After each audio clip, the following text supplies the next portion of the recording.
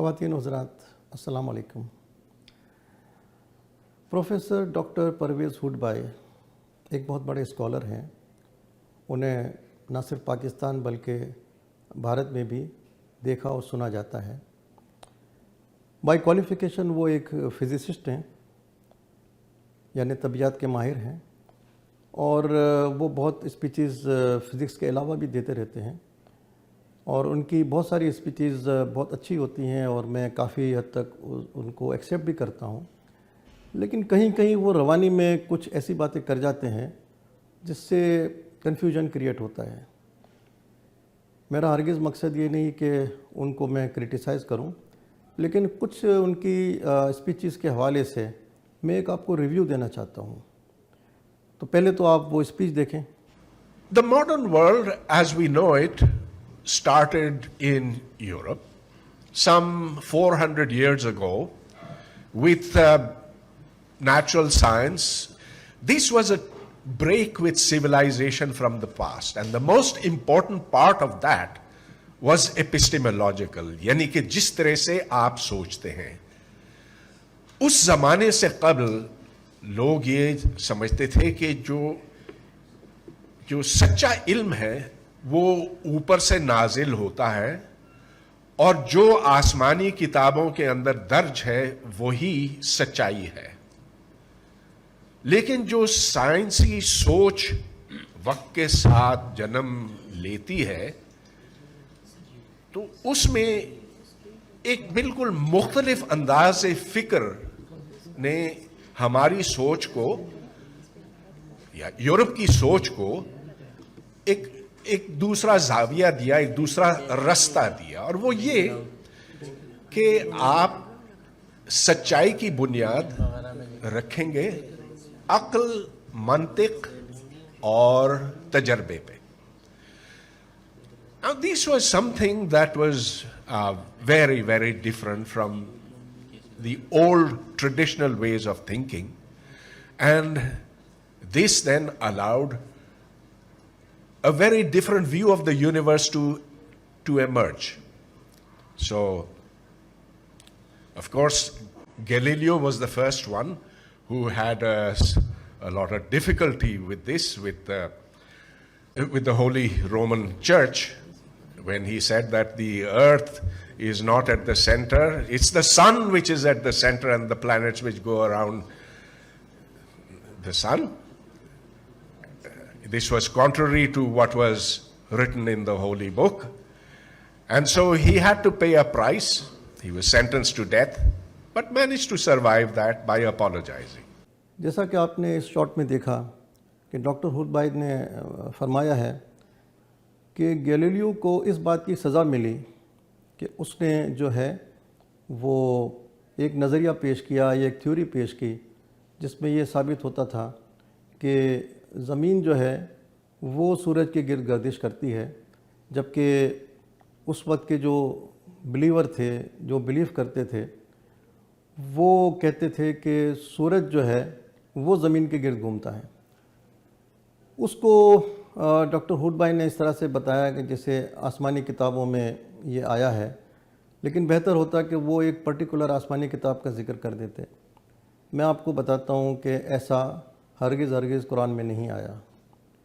یہاں کچھ وضاحت کی ضرورت ہے۔ گیلیلیو ایک اٹالین فزسسٹ تھا، ایسٹرونامر بھی تھا، میتھمیٹیشین بھی تھا، جس نے 1610 میں یہ تھیوری پیش کی جس کا ذکر ڈاکٹر ہوڈ بھائی نے کیا ہے۔ گیلیلیو کو سزا بھی ملی، اور وہ سزا 9 سال تھی، عمر قید کی سزا تھی۔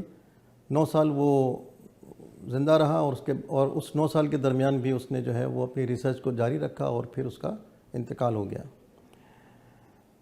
ہمیں جب بھی آسمانی کتاب کا حوالہ دینا ہو تو بہت ضروری ہے کہ ہم ایک آسمانی کتاب جو بھی ہے اس کا نام لیں، اور پھر اس میں کہاں پر کہا گیا ہے اس کا ریفرنس بھی دیں، تو وہ زیادہ اچھا ہوتا ہے اور اپیل بھی کرتا ہے، ورنہ وہ چیزیں پھر کنفیوژن کریٹ کرتی ہیں۔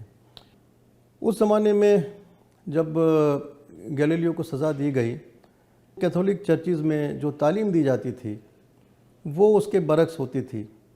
اور اس میں یہی کہا تھا کہ زمین فکس ہے اور باقی ساری چیزیں اس کے گرد گردش کرتی ہیں.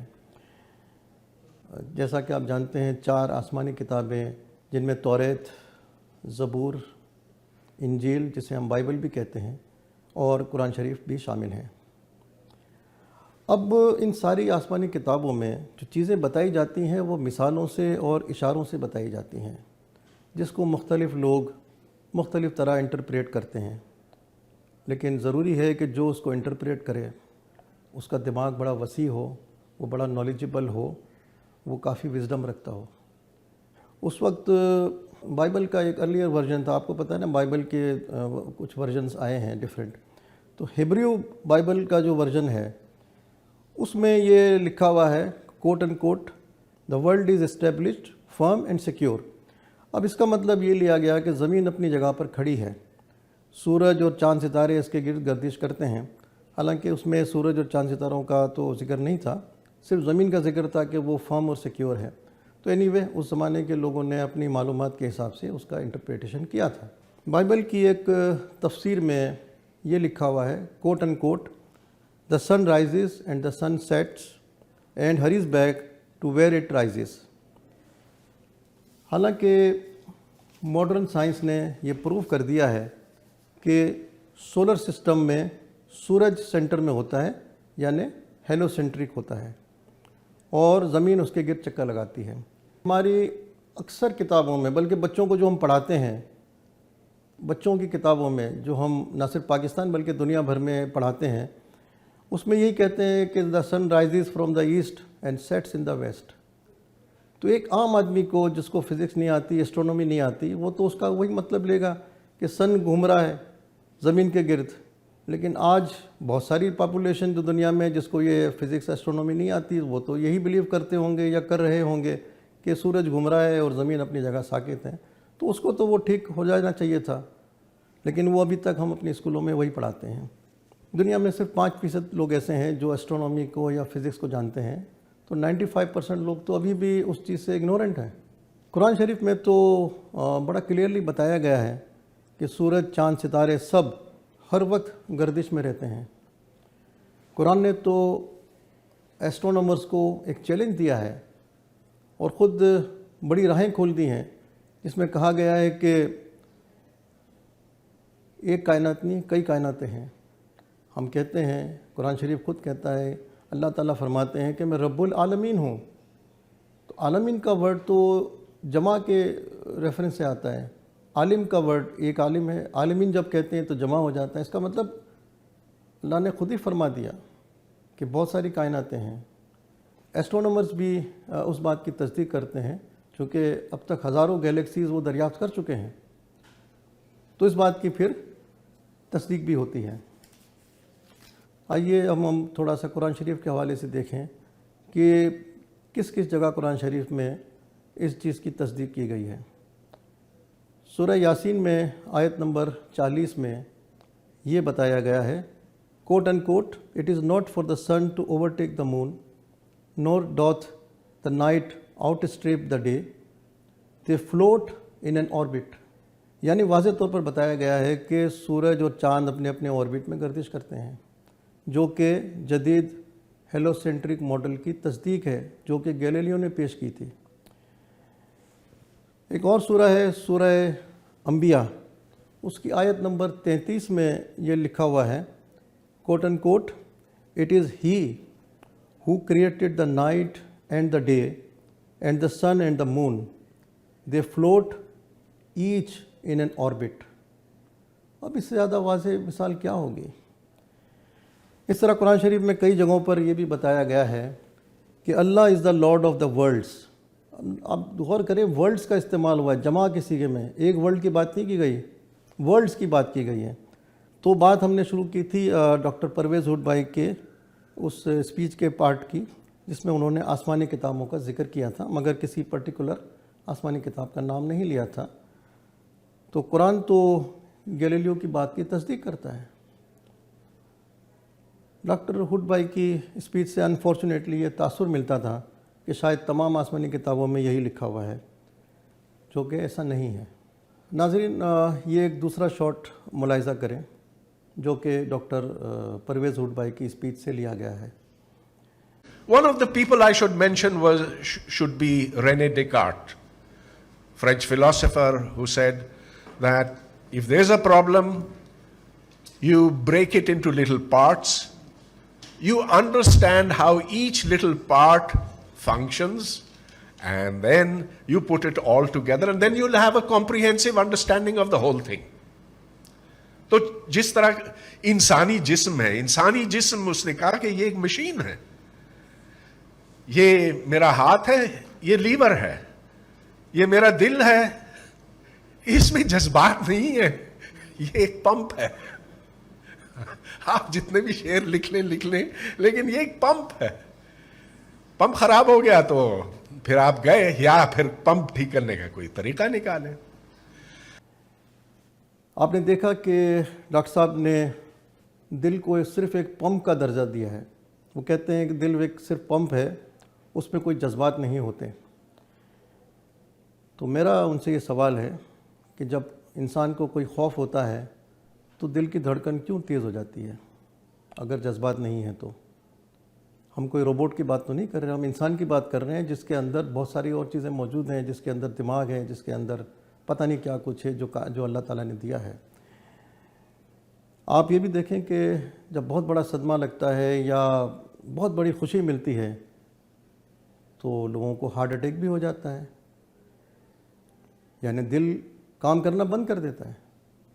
جسم کے اور کوئی آرگنز تو اس طرح بند نہیں ہو جاتے جس طرح دل بند ہوتا ہے.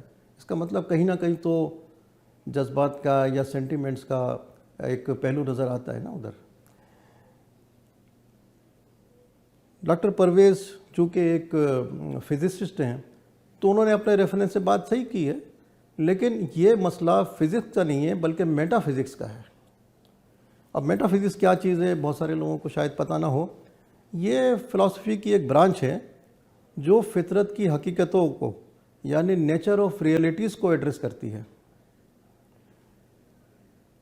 اگرچہ دل کا کنٹرول دماغ کے پاس ہوتا ہے، لیکن صرف یہ کہنا کہ ہارٹ ایک پمپ ہے یہ درست نہیں. جب کسی انسان پر فزیولوجیکل چینجز آتے ہیں تو اس کا براہ راست اثر دل پر پڑتا ہے. ہارٹ بیٹ تیز ہو جاتی ہے، بلڈ پریشر ہائی ہو جاتا ہے، تو ان سب کا تعلق دل سے ہے. تو یہ کہنا آؤٹ رائٹلی کہ جی جذبات کا کوئی تعلق نہیں، ایسا نہیں ہے. اس کے لیے پھر میٹا فزکس میں ہمیں جانا پڑے گا. اور یہی تو فرق ہے روبوٹ میں اور انسان میں. ہاں روبوٹ کی بات کریں تو شاید درست ہو، لیکن انسان تو ڈیفرنٹ ہے. بیسک ڈفرینس یہی ہے کہ انسان میں احساسات ہوتے ہیں، جذبات ہوتے ہیں، سینٹیمنٹس ہوتے ہیں، جبکہ روبوٹ میں وہ نہیں ہوتے. تو میرا خیال ہے کہ اس چیز کی ذرا وضاحت کی ضرورت ہے کہ دل صرف ایک پمپ مشین نہیں ہے بلکہ اس کے اندر بھی جذبات ہوتے ہیں، چاہے وہ دماغ سے انٹرلنک کیوں نہ ہو. ناظرین ایک تیسرا شاٹ بھی آپ دیکھ لیں، انہی کی اسپیچز سے لیا گیا ہے. 1835 the Macaulay reforms, educational reforms. تو اس وقت انگریز نے یہ کہا کہ ہم تھوڑے بہت پیسے جو دیتے ہیں تم کو، اب ہم وہ دینا بند کر دیں گے. تعلیم کے لیے جو دیتے ہیں، یہ برٹش ایسٹ انڈیا کمپنی کی بات ہے، انہوں نے کہا کہ اب ہم یہ دینا بند کر دیں گے.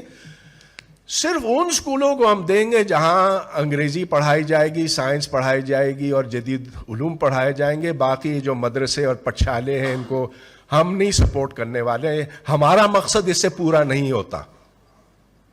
مقصد کیا کہ ایک ایسی کلاس پیدا کی جائے جو ان کے لیے مددگار ہو حکمرانی کرنے کے لیے. اچھا، ہندوؤں نے تھوڑی سی مخالفت کی، پھر انہوں نے کہا کہ واہ یہ تو بڑی اچھی بات ہے. تو پھر انہوں نے کہا کہ اچھا ادھر اسکول بناؤ، ادھر کالج بناؤ، ادھر یونیورسٹی بناؤ. اور جو پہلی یونیورسٹی بنی اس خطے میں، برِ صغیر میں، that was 1856 I think, university of Calcutta.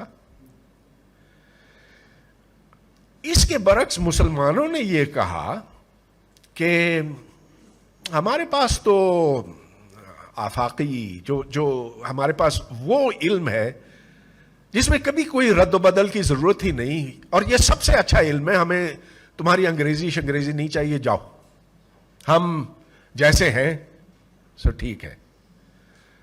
تو 8,000 علماء نے اس وقت دستخط کیے کہ ہمیں یہ میکالے ریفارمز نہیں چاہیے, ہم ٹھیک ہیں.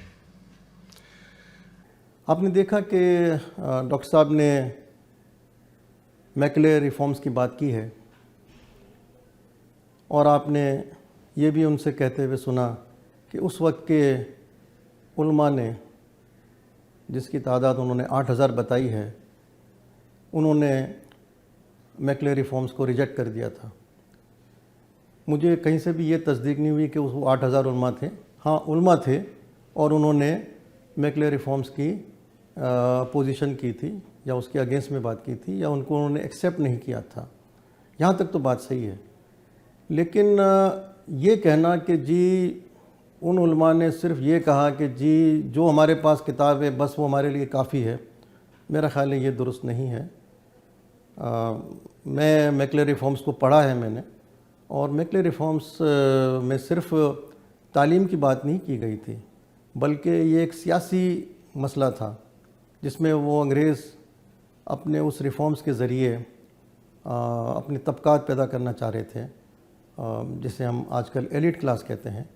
تو اس وقت ایک سیاسی وجہ کی بنا پر انہوں نے منع کیا تھا. حالانکہ الٹیمیٹلی تو وہ سارا نظام وہ انہوں نے امپوز کر ہی دیا, مگر اس نظام میں, اس ریفارمز میں صرف ایجوکیشن کی بات نہیں تھی, اس میں لیگل سسٹم کی بھی بات تھی. جو برٹش کا لیگل سسٹم ہے وہ یہاں پر امپوز کرنا چاہ رہے تھے, بلکہ وہ نیا ایک سسٹم لے کے آنا چاہ رہے تھے, اور امپیریلزم کی طرف زیادہ ان کا زور تھا. تو مقصد تو یہ تھا کہ انگریز کو یہاں حکومت کرنے کے لیے کچھ طبقات بنانے تھے, جو کہ ہندوؤں نے تو اس کو تھوڑا سا ریزسٹ کرنے کے بعد ایکسیپٹ کر لیا تھا. ہم نے نہیں کیا تو اس کا ہمیں نقصان تو ہوا. لیکن آپ یہ کہیں کہ جی ان علماء نے یہ کہا کہ جی کتاب میں, جو ہماری کتاب میں جو لکھا ہوا ہے ہم اس پہ, یہ ایسی بات نہیں ہے. ایسی بات ہو بھی نہیں سکتی. وہ کیسے کہہ سکتے ہیں؟ قرآن میں تو جگہ جگہ پہ خود لکھا ہوا ہے کہ آپ تعلیم حاصل کریں. میں آپ کو کچھ صورت بھی کوٹ کر دیتا ہوں. سورہ طہ میں آیت نمبر 114 میں یہ کہا گیا ہے, quote in quote, O my lord increase me in knowledge. ایک اور سورہ ہے جس کا نمبر ہے 58, آیت نمبر 11 میں یہ واضح کیا گیا ہے, quote in quote, Allah will raise those who have believed among you and those who were given knowledge by degree. تو اس سے تو صاف ظاہر ہوتا ہے کہ قرآن تو تعلیم کا حکم دیتا ہے, تو وہ علماء اس کے خلاف کیسے جا سکتے ہیں؟ میرا جو ریویو ہے وہ یہ کہتا ہے کہ یہ صرف وہ مسئلہ نہیں تھا جس کی طرف ڈاکٹر پرویز ہوڈ بائن نے اشارہ کیا ہے. یہ ایک سیاسی مسئلہ تھا اس دور کا. آج ہم جو بھگت رہے ہیں ایلیٹ کلاس کو, یہ شاید انہی ریفارمز کی ایک ایکسٹینشن ہے. شکریہ. جی, تو آپ نے شارٹ 3 ملاحظہ کیا, اب میں شارٹ 4 آپ کو دکھاتا ہوں. So cultural suppression is what we are seeing, but more than anybody else, it is the religious minorities who are feeling that oppression. ایک جدید معاشرے کی پہچان یہ ہے کہ اس میں بہت پارٹیسپیشن ہوتی ہے, ہر قسم کے لوگوں کی پارٹیسپیشن ہوتی ہے, اور کامیابی کا راز اسی میں ہے کہ جب آپ زیادہ سے زیادہ لوگوں کو اپنے ساتھ لے چلتے ہیں, جب ریاست سبھی کو برابر تحفظ فراہم کرتی ہے, تب وہ ریاست کامیاب ہوتی ہے. یہ چیز ہم نے نہیں سمجھی. اس لحاظ سے کلچرل ریگریشن بہت تیزی سے ہوا, اور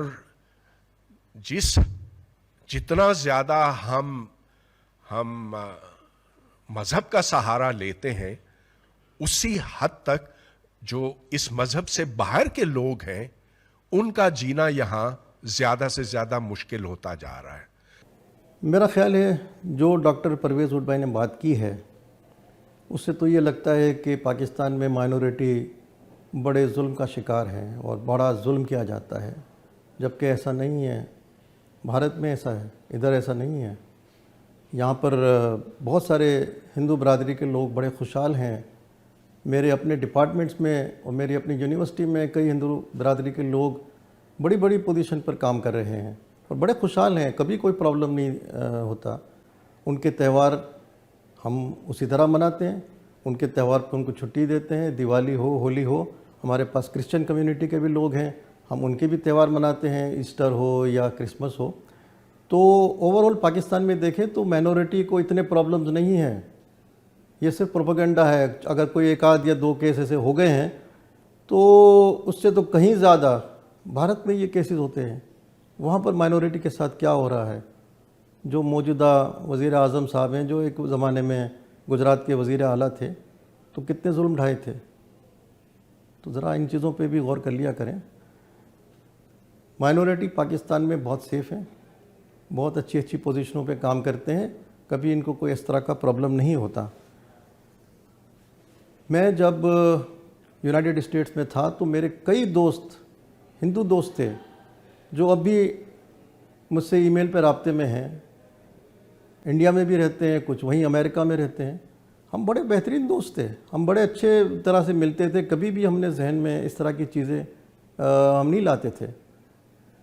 तो ये तो दोनों मुल्कों का एक बड़ा अलमिया है कि दोनों तरफ की 80% या 90% आवाम बहुत अच्छी है, बहुत डिसेंट है। मेरे बहुत सारे हिंदू दोस्त बड़े डिसेंट हैं, बड़े अच्छे लोग हैं। मुझे तो अंदाज़ा है कि इंडिया में भी 80% मिडिल क्लास जो है वो बड़ी डिसेंट है, बड़े अच्छे लोग हैं। ये जो थोड़े बहुत छोटे छोटे ग्रुप जो हैं दोनों मुल्कों में, जो बड़े फैनेटिक हैं और जो चाहते नहीं हैं कि दोनों मुल्कों के दरमियान कशीदगी ख़त्म हो या प्रॉब्लम्स रिज़ॉल्व हों, तो ये एक हकीकत है। आप देखें पाकिस्तान में जो सियासी पार्टियां तहरीक चलाती हैं, इलेक्शन की तहरीक चलाती हैं, तो कभी भी वो इंडिया सेंट्रिक नहीं होती हैं, कभी वो इंडिया के ख़िलाफ़ बात करके अपनी पॉपुलैरिटी को गेन नहीं करती। जबकि इसके बरक्स इंडिया में क्या होता है? इंडिया में जो पार्टी, सियासी पार्टी पाकिस्तान मुखालफत में जितने नारे लगाती है या जितना बयान देती है, उससे वो इलेक्शन जीतती हैं। फॉर गॉड सेक, दोनों मुल्कों के अवाम को इस तरह कहना कि जी इनके लिए अपने अपने मुल्कों में माइनॉरिटीज़ को प्रॉब्लम है, प्रॉब्लम दोनों जगह हैं, लेकिन पाकिस्तान में बहुत कम है, ना होने के बराबर हैं जितना कि भारत में है। तो बराए मेहरबानी इस चीज़ की I am sure Parvez hood भाई, डॉक्टर परवेज़ हुड भाई इसकी तस्दीक करेंगे। बहुत शुक्रिया।